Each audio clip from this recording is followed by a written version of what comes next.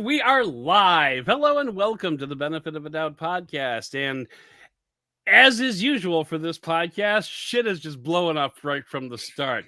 Joining me, though, is Mr. Nick Sutrich from Android Central. And the reason he is here is because this is a relatively new segment for the Benefit of a Doubt podcast. This is called When in Doubt, Ask the Expert. So we are talking to Nick Sutrich, who is the VR person that I know, and we're talking the Apple Vision Pro. Nick Sutrich, how are you doing today? Phenomenal. How about yourself? I'm doing better than this podcast is, which is a fairly low bar. By the way, congratulations, we just did our clap. So all right, there we go. Anyway. So Apple finally unveiled the Apple Vision Pro. That is Apple's VR AR spatial computing headset.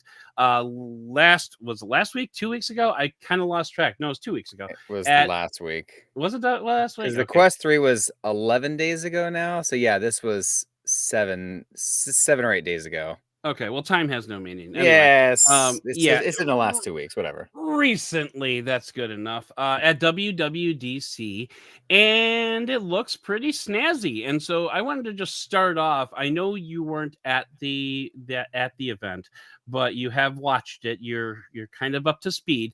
I just wanted to start off by getting kind of like your high level view of the Vision Pro, what it is, what it will mean, and whether or not it plays Beat Saber. That's a great question at the end. Yes, it really is. I don't know the answer to that one, so we'll have to wait and see. I would say, though, if history is any indication, then if they can put Beat Saber on this thing, they will, because they've put it on every other headset in existence. So there's that. Yes, so the headset.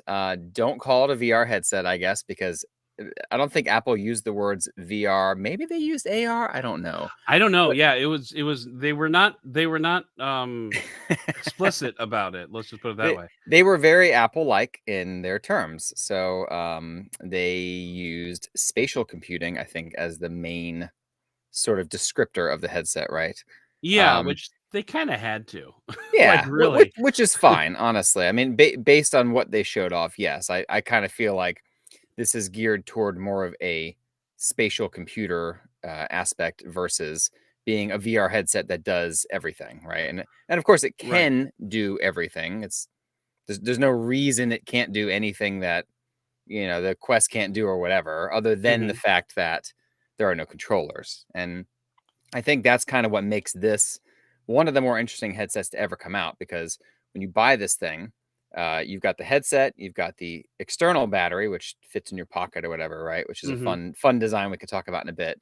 Yeah. And then you have the fact that it completely relies on your hands. And I think that's where Apple, aside from the processing power and quality of components, is really going to set itself apart. Because while the Quest can and has been doing hand tracking for a long time, Apple sort of went back to the drawing board and said, okay, we don't necessarily want to be doing this, pinching, making a laser pointer with our palm like Tony Stark or whatever, right? Like it kind of looks cool in a movie, but when you're doing this for 20 minutes, 30 minutes, your arms are kind of like, I don't want to do this anymore. I kind of want to like hang down here. I don't even like painting walls, but yeah, I get, yeah. Right. So in most of the presentation, somebody was sitting, usually in a couch or a chair, and they had their hands in their lap, and the entire UI was controlled by their eyes. And then to select something, they simply just, tap their index finger and their thumb together, or ring finger and thumb together, whatever. Yeah, just a quick pinch. Yep. And I loved the one. There was some little meme that somebody put out where all the pictures of Apple's controls are somebody doing this, where it's like the circle game and you got to get somebody, hey, look over here, look at the circle, like, oh, right. That stupid thing from I don't know how long ago, but yeah, like all the pictures have that dumb little, here's the tap that you do with your fingers. And I think that was really interesting, because while we've seen eye tracking in headsets like the PSVR 2, that's in conjunction with, again, holding your hands out, holding a controller, doing something like that. Like in the Horizon game on the PSVR 2, you look at the menus, it actually will aim assist your bow based on where you're looking. Oh, cool. So there is already stuff like that in the industry, but I think the mix of this being the actual full UI experience, plus the fact that you can just rest your hands in your lap and do it, sort of Right. makes it feel a bit more natural, because it just kind of feels like you're looking around, grabbing stuff. And you can also pinch to zoom. You can rotate things. Like, they have a lot more hand-based interaction than we've seen on a Quest headset, where it's Yeah. typically just, again, point, click. Now Quest has direct touch, so you could touch things like they're a virtual button. Okay. But it's the same kind of thing, right? It's all like touch, tap, select. That's mainly the interaction. There's a little bit of dragging, but for the most part, Apple kind of went in a little deeper, made it a little more natural, and that's kind of the most interesting aspect, I think, of the headset. Yeah, and I think what I found to be interesting was the fact that there are no controllers by design. Like, from the jump, Right. Apple said no controllers. I mean, like, all the other, as far as I know, and please tell me if I'm wrong, because I haven't been keeping up with VR as much as I used to. But like, most, if not all, other headsets have controllers, but you can also use your hands if you want to. Is that kind of Yeah, the I case? wouldn't say hand tracking is quite as common as controllers, but yeah, every headset has controllers Right, to one right, degree or exactly. another, just because at this point, that has been the best way to provide a high fidelity experience without compromising. I Right, guess the only compromise is if you stick your controller behind your head, it can't see it anymore. But what's the difference there between your hand and yeah, a controller? right, exactly. And so, That but doesn't fix that. it seems like Apple has the utmost confidence in this hand tracking solution, which, I mean, based on the demos, and not only what they showed on stage, but a lot of reporters, Marquez Brownlee and Joanna Stern, among them, had a chance to use this for like half an hour, and it was a guided meditation type of Sure. demo. Like, now click on this thing here and nothing else, or we will cut you.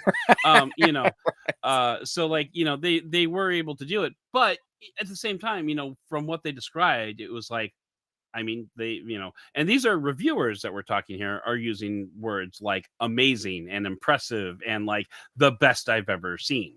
So it seems like Apple did what Apple does, which is to say, they took a concept that, and when I say they, I mean it took a concept that has been around for years, and then appled the hell out of it, Yep. and said, it's kind of like the ending of Clue, where the movie Clue, where it says, here's what could have happened, but this is what actually happened. Like, it's like Apple just kind of said, here's what it's supposed to be like. And it seems like, just, I mean, from my perspective, it seemed like Apple answered a lot of those pain points that VR headsets have had up until now.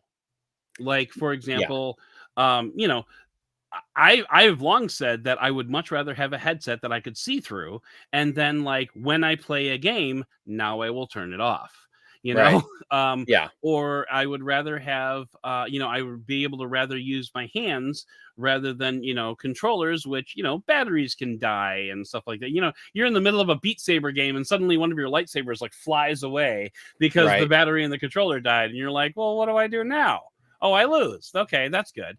Uh, you know, so, like, Apple seemed to address a lot of those pain points. Yeah, and I also think UI design is a huge thing, because Hmm. they released a 20-minute video. I don't know if you've had a chance to see that or not yet, but Oh yeah. if you watch that thing, they go through seemingly every facet you could possibly imagine, Hmm. as far as UI design goes. And that's something Apple typically does very well, is UI design. Right. Even if you don't like their UI design, they are incredibly consistent with it, which I Right. think is more important maybe than the design itself. Because Hmm. even if you have something that maybe only half the people like, as long as you keep the same buttons in the same place, you'll get used to it, and then people will just whatever, here it is, this is what it is. This is, Right. you never wonder where to find it. And I know Facebook users out there, I feel like, can relate to this, especially because Meta has done the same thing with the Quest, where every, I don't know, 2 months, something like that, the UI drastically changes. Like, how many years in the 2010s did Facebook completely change overnight with no announcement, right? Like, you would just wake up and be like, oh, Facebook looks like it was made by a different company today. And Right. there's a lot of that happens with Quest too. You'll get a Hmm. new firmware update and you're like, where did all of the settings go? Oh, they're in this little thing down here now. And there's a lot of that they like to do. They like to experiment with UIs. Yeah. And I don't think Yeah. they're as good at testing and developing concepts and then sticking with those concepts Right. as Apple does. And it's kind of the same way that Google was for a long time until they finally developed Material U and they finally developed some of these concepts that they're sticking with, right? Where they Yeah. would be like, Yeah. oh, well, this Google app has a slide out menu on the left, and this one has a little menu on the top right where you click your profile picture. And like this one has buttons on the bottom. So it's the same kind of idea where Apple's UI is saying, this is where the buttons go. This is where the slide thing goes. Like they have these very specific set of guidelines that they want everyone to follow. And more than likely, they're going to be really strict about this when the headset Right. first comes out. And And by they're the going to way, make sure this people is follow them. And by the way, this is always where this button is going to go, and this is always how this slider is going to work. And I would say Apple tends to evolve concepts more than flip over the buffet table every now and then. Right. I mean, look at the iPhone home screen. Outside of widgets, it looks identical to when the iPhone originally launched back in 2007. Yeah, and 2007, 2008, 2007. Yeah. I still don't use widgets on my iPhone home screen. There you go. So that's it. You've been conditioned to not use them for so long that once they added them, you're like, what is this? Why do I want Right. this? What is this crap? Right. So I wanted to address, like, there's a couple of different points that I want to make sure that we talk about. And let's go ahead and use this opportunity to jump over to the battery. One of the pain points that Apple did correctly, if you ask me, was to offload the weight of the battery into your back pocket. Of course, it did it in a very Apple-y way because, I happened to notice in like the split second that they showed the battery and the cable, that's an Apple that's an Apple cable right there. Like, Right. now I didn't see how the cable actually attached to the headset. Like, it's very possible there's a USB-C plug up here or something like that. My point is, you're stuck with the battery that Apple gives you. You can't take like a It's a proprietary connection, yes. a 20,000 watt, a 20,000 20,000 milliamp hour, and suddenly have a 5-hour headset. In fact, you know what? Before we get into the battery, can I just address the most ridiculous thing that Apple said in that entire presentation? Let's hear it. At 1 hour and 49 minutes, I wrote it down, and I don't have it with me. Apple said the headset will last for 2 hours on battery and is set up for all-day use when plugged in.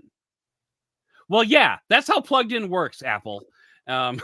But anyway, this is the coffee is hot when you get it from McDonald's. Oh my god, it is the ultimate coffee is hot, and it was Yeah. at 1 hour, 1 Okay. hour 49 minutes. You look it up because they actually said that. Yes, Right. this headset lasts all day when it's plugged in. I remember seeing that. I kind of laughed too. God, Now with the battery, that was a legit spit take for me, by the way. no, I get it. With the battery, far as I know, the battery has a charging port on it, so you Okay. could plug another one of those USB banks. Oh into yeah, it and it's probably theoretically passed get through as well.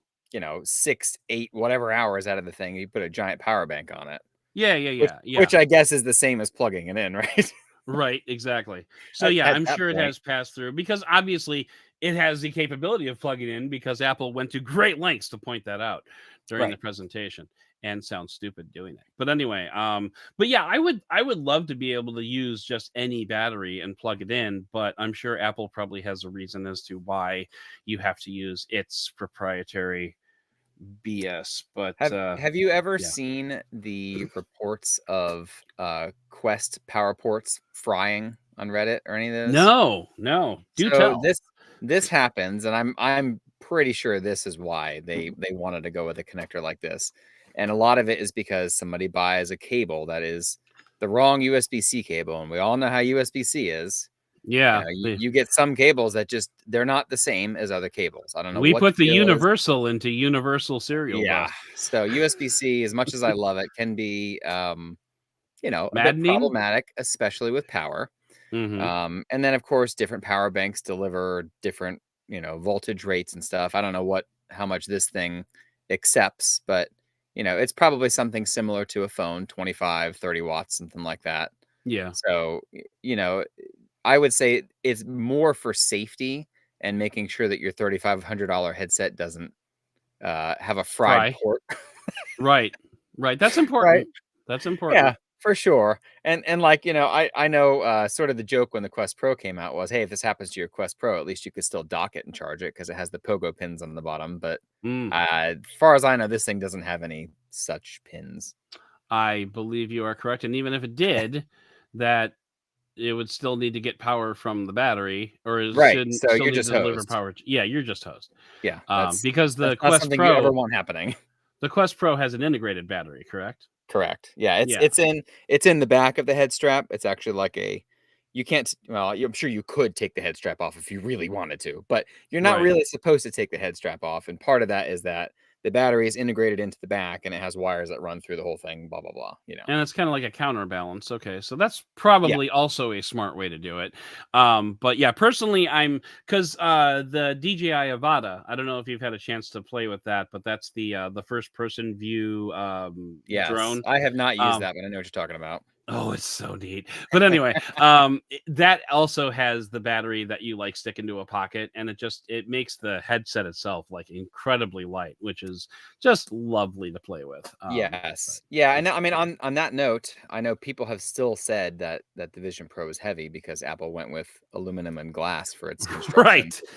Right. Which, okay. I mean, I guess it feels like it's $3,500 then, at least, Yeah. So there's that. And then the other thing that the other real like a signal flare that I wanted to talk about was the what do they call it? The eye contact, the eye viewed eye contact, eyesight. So basically, despite what all the YouTube thumbnails look like, this you can't actually see a person's eyes through the headset. It is opaque. But what Apple is doing is projecting an image of their eyes onto a screen on the front of the headset so that you can make eye contact with I'm using air quotes there for people listening. You can make eye contact with the people on the outside, and the outside people can make eye contact with you. Not to put too fine a point on it, but is this a waste of money? I mean, honestly, like, what's the value here aside from like social acceptance? I don't know how I feel about it, to be fair. I think this is one of those things that we're going to have to use long term and see, because I know there have been plenty of people, I think Marcus was one that's regularly said it was creepy in his video, right? Didn't he say that a few times? Yeah, he was just like, it's that weird, it's creepy, or something like that. It's something along those lines, right? Like, this is not necessarily what I wanted. And then, yeah, go ahead. I'm just gonna just to pause on that. I think it's only creepy because you know how it's being done. Maybe. Like, to anybody else, it probably looks like you're just wearing ski goggles and you can see their eyes coming through it. But I think, like, as a tech reviewer, as a tech person, and you and I obviously as well, I think we know that there's technology involved with like basically replicating someone's face onto an outside screen. Yeah, once you say it like that, it does kind of sound creepy. But I would argue that to a layman, it's probably not that creepy at all. It probably just looks like someone's wearing ski goggles. And that's probably part of the reason, in fact, a bulk of the reason why Apple did that. Right. Yeah, exactly. And I think this also plays pretty well to like futurist visions of things, right? I mean, if you watch sci-fi movies and they're wearing some sort of visor, I don't know. I mean, you can name any sci-fi movie that has these. All of them have some form of them, right? It doesn't feel, it feels like it's straight out of something like that, right? Yeah. Like, it doesn't feel too far removed from a movie. And I think that's kind of cool because, one of the things, I don't know if you noticed this, but as a VR fan, I like Ready Player One. Like, I think plenty of people who aren't VR fans probably did too. But Right. there's that one sort of iconic shot in it where it like the camera kind of like pans around to his face, like as he's putting the headset on, and it kind of zooms into the headset. And they did shot for shot that exact thing in the Vision Pro unveiling. Oh, did they? Okay. I have a side by side I can send you too that somebody put together and was like, check out how close this is. Oh, that's awesome. And like they went out of their way to make this look Hollywood, right? Like they want this to be attractive. Yeah. And we still have technology limitations with this stuff. Like you still have to cram a laptop's worth of electronics into a headset on your face. Right. There's only so much size reduction you can do. So they had to, kind of go out of their way to do something like this that makes it maybe a little more visually appealing if you're going to walk around with it. And I don't know how many people are going to walk around with this because they didn't show anybody moving around in their presentation. Everybody was sitting, right? Or if they were standing, they weren't really moving. They weren't like going for a jog or anything like that. Yeah. Right. And okay. Yeah. I was going to say, I don't think that's the use case. I think this is not right now. I think this is for when you get home and you want to put your computer on your face. I think that's basically what it boils down to. Yeah, and I know, or when you put your phone on your face, I should say. Right, exactly. And I know I would love to use something this robust regularly. Maybe not at my desk every day, but especially when I'm traveling, if I go sit upstairs on my couch to work, like there's several situations where I would love to use this instead of craning my head down at a laptop on, either actually my lap or on a lap desk of some kind, right? Like you still get that neck fatigue from doing that. And I think kind of the point of this is to provide something that doesn't give you neck fatigue. Yeah, exactly. And I mean, like Lenovo does a similar thing with the Think Reality, Think Reality, I think is what they're called, the glasses that you can like wear and plug into your computer and have like 3 virtual displays in front of you. Right. And there's a lot of AR companies that do this too, like Nreal, who has rebranded to Xreal recently. Has, and I guess it's Xreal Lite and Xreal Air now. You have TCL has their NXT Wear glasses that are kind of the same thing. Like there are a lot of companies that do this kind of thing. So, I guess to the point of that one article I wrote, it's like everything that Apple showed off was everything that we've already seen, right? There was really nothing new per se in their presentation.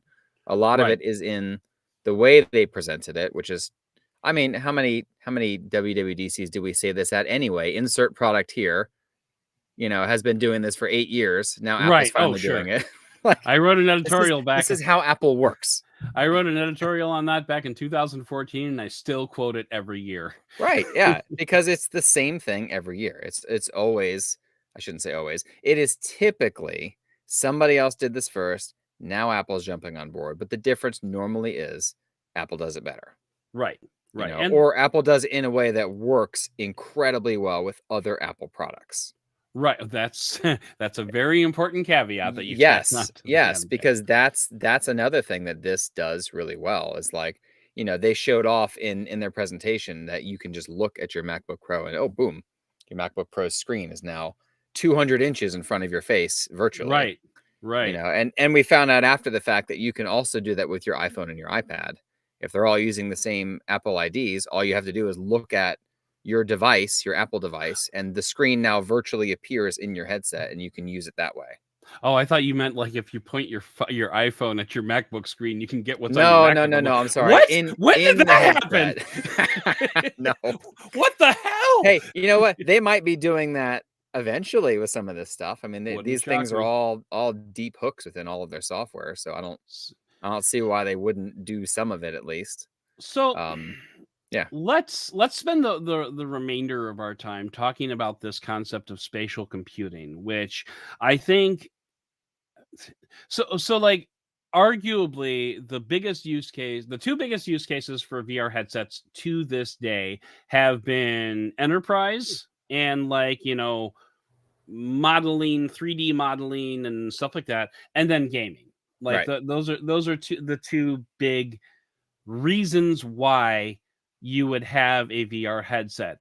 But let's talk about the spatial computing, because this is something the HoloLens was actually really pushing Yep. right at the beginning. You can put a TV up on your wall and not have a TV there. You just put on the headset and there's your TV. And like over here is your recipes app, so you can wear your HoloLens while you're cooking. Yep.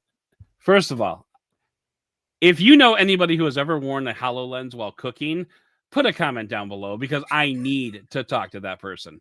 Anyway, but anyway, so again, this is not a new concept, but is Apple doing it any better than anybody else? I think. Okay. And I say I Well, think just because what? No hands-on time. We get that. Well, it's not even that I had no hands-on time. It's also that Mhm. they didn't show it. So mainly Okay. what they were showing were 2D apps running in 3D space, right?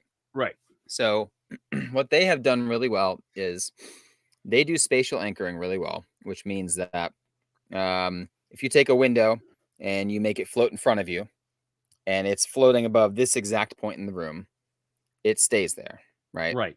So you turn your Walk head away, around, you turn back, that's where it was. That's right? where it's still. And It's like and the like DJI drone of spatial computing. Gotcha. yeah, and like if you use a phone to do this, you will know how much it floats, right?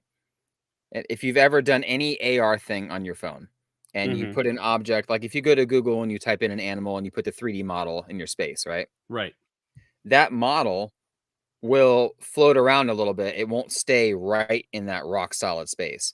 If Right. you move your and then back to the middle of your living room, Mhm. that animal is now not where you put it. It's like a little to the left or a little to the right, or maybe a little closer to you, or like it doesn't do a good job of keeping it in actual, real space. Right. Where And you put it. Yeah. yeah, and that's spatial anchoring, and that's It something they've done wanders. well. Yeah. And, again, the Quest does this too. I don't know to what extent this does it better than the Quest, because if I set up my 3 windows in a Quest and I walk out of the room and back in, my 3 windows are in the same spot. So Okay. I don't know, like, like you were saying with a virtual TV on a wall, I don't know how well that will work on this versus a Quest. I mean, I Right. know the Quest knows that that's my wall, and it knows that an object is attached to the wall. Sometimes it floats around a little bit, but typically I don't find that it has a problem with spatial awareness. Mhm. But I know from a lot of people that have used this, they said it felt more solid. And these are people who have used all the headsets, right? These are people who All the really know what they're things. Yes. talking about. This is not just, maybe generalist tech people who use cars and phones and whatever, right? These are people Right. who specialize in VR headsets. Um, and then the other thing that they do really well is virtual interaction, I guess, with real objects. And by that, I mean, when you have a window floating, it actually casts a shadow on the floor, That's obviously neat. in your view in the headset, not Right. Right. in Right. real life. Not But in reality, yeah, but exactly. And that's something the Quest doesn't do. And I think part of that is just plain processing power. Like this Apple's headset's using an M2 chip. Like right. this is a laptop grade chip, whereas the thing in the Quest is a phone chip. Right. So we're Exactly. talking a Yeah. pretty large gulf in performance. Who knows what the Quest 3 will bring that way? We know the Quest 3 is like 2 to 3 times more powerful. So Okay. maybe they'll upgrade it for that, and have sort of these drop shadows and stuff. But yeah, I think seeing those little things also helps make it more believable. Because Yeah. now Oh, again, totally. you have this thing staying there, you have this thing casting shadows. It feels more real versus, oh well, that's obviously just a virtual thing floating there. There's Right. something in your brain that makes it click when you have the correct lighting and the correct perspective and things like that. Back when Microsoft first unveiled the HoloLens, they had that game where the aliens came crashing through the walls and you had to shoot them back. And I thought, like, honestly, like the game itself was cool. All the other stuff that they showed was cool. But the fact that when the alien burst through the wall, some of the debris fell onto the real couch and stayed there, Right. like, completely blew my mind. Like, it Yes. was just, Yeah. I'm like, it And fell onto the couch, people. right. Yeah. And that's the kind of stuff that really helps, again, lend realism to a lot of these virtual objects. Yeah, yeah, And yeah. again, just comparing it with the Quest, I've seen some of the Quest 3 demos that Zuckerberg showed off 10, 12 days ago, whatever, where they have same kind of thing as a window, a zombie busts through it. He now jumps in and he's standing on the couch before he jumps down onto your floor. Right. So, again, similar kind of understanding of things in the room and all that. Sure. But I think one more thing that I forgot to add is that, far as we can tell, there's no room setup with the Vision Pro. Now, again, anybody that's used it only got a 30-minute demo that was curated, so who knows how they set this thing up ahead of time. Right, exactly. But it seems like this will just automatically scan what's around you, and it can understand the relationship because it has 12 cameras and several different sensors that sees stuff, right? And it knows depth, and it knows all those things. A Quest only has 4 to 6 cameras. So, again, it's like you're paying $3,500 to get all these extra things that do the same thing, but it does them all better. Right, exactly. So, okay, well, cool. You know what? Honestly, I think we've covered just about everything that we want to cover, and I've kept you about as long as I said I was going to keep you. So now let's go ahead and roll out the red carpet for you. Let everybody know, why are you such an expert, Mr. Smarty Pants? No, talk about where they could find you on the internet and what you write about and what you do and all those thingies. All right. You can find me pretty much everywhere. My name is Guanatu on every platform imaginable. It's GWANATU. I got it from KOTOR. Whatever. I'll tell you the story another time if I haven't already told you. I think you already told us, but anyway. Yeah, I thought I did. I feel like that's always a question that people ask. I work on smartphones and VR at Android Central. I'm the senior content producer there. I had to think of my title. Sorry. I don't tell people every day what it is, so I had to think about it. Titles are meaningless. It's fine. Yeah, it's fine. Whatever. I've been using VR since the Oculus DK1, which is the first development kit they send out. Got that off of eBay with a friend, and we played around with it, and I covered the launch of the Vive and the original Oculus Rift for Android Headlines. Nice. And I've just been writing about it ever since. So. And he's arguably the only person that can stand up to me head to head in Beat Saber. So I've still got him on speed, but he still gets me on technique. Beat Saber is a fun one. Oh man, I haven't played in months though, so you'd probably kick my ass at this point. I haven't played in months either, so we're right there together. Okay, and I'm kind of curious who's more rusty. I'm kind of curious as to whether Facebook will let Beat Saber come to the Apple Vision Pro, and B, how they're going to make that work when you don't have controllers and you just have to do ninja chops. Yeah, I'm really curious about how far it can see your hands, because again, it has 12 cameras, which is double the number that we know the Quest 3 has, which is already 3 times the number the Quest 2 has. So, how far back can you reach your hands? Because I know when you're doing Beat Saber and slicing, you're moving your hand up pretty high sometimes, pretty low sometimes, and you're not thinking about if your headset can see them. You're just doing your thing, which again is why controllers can be important for those things. Right. But yeah, like I said, Meta launched Beat Saber on the PSVR 2 a couple weeks ago. Yeah, so it's not like it has a problem with competing platforms, but I mean, let's just say that Apple has or Facebook has a very special place in Apple's personal hell. So, Yep, absolutely. They don't have the best of relationships. No, they sure don't. They go together like peanut butter and Pennzoil. But all right, so let's go ahead and wrap this up. Yeah, with that, we're going to go ahead and wrap up this episode of the Benefit of the Doud podcast. Please consider subscribing to this podcast if you enjoyed it. And if you really enjoyed it, I would love it if you would write a review for the show. And if you're watching this on YouTube, click that subscribe button and smash that bell so you can be notified of new episodes and reviews as they drop. And if you want some early access, jump onto Patreon at patreon.com/benefit of the Doud. I'd like to thank co-producer Cliff for all of his hard work behind the scenes, but most of all, and as always, I'd like to thank you for listening and for giving us the benefit of the Doud.